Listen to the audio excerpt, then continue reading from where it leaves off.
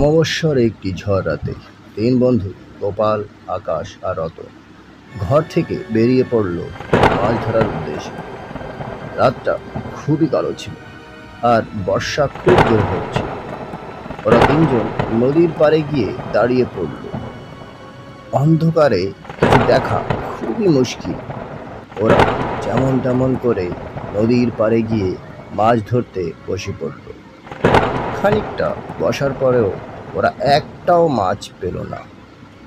নদীর দক্ষিণ দিকে একটি তেঁতুল গাছ ছিল। ওইখানে গ্রামের কেউ যেত না। গ্রামবাসীদের অনুযায়ী তেঁতুল গাছে ভূতের বাস। মাছ না পাওয়াতে গোপাল বলে উঠল, এই এইখানে লাগছে কিছু নেই, দেখ ওইখানে খুব মাছ লাফাচ্ছে, চল ওই দিকে যাওয়া যায়। সত্যি তো, ওইদিকে অনেক মাছ দেখা যাচ্ছে। ওরা মাছ লাফানো জায়গাটায় চলে যায়। ওরা তিনজন আলাদা আলাদা জায়গা ধরে বসে পড়ে। ওরা মাছ ধরতে আরম্ভ করে। কিছুক্ষণ পরে গোপাল আর আকাশ দেখে রতনের পিছনে একটি ছায়া বসে আছে। ওরা কিছু বুঝতে পারার আগেই ওই ছায়াটি রতনকে ধরে ফেলল।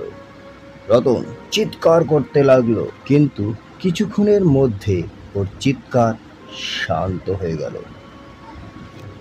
আকাশ আর গোপাল ভয়ে কাঁপতে লাগলো। আসলে ওরা বসেছিল সেই তেঁতুল গাছের নিচে।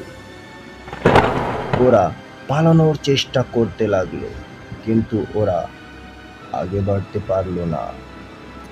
ওই ছায়াটি গোপালের ঘাড় ধরে ওর প্রাণ নিয়ে ফেললো।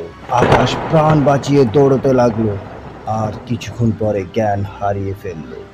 পরের দিন ওদের সবার মৃতক শরীর সেই তেঁতুল গাছে ঝোলা পাওয়া যায়।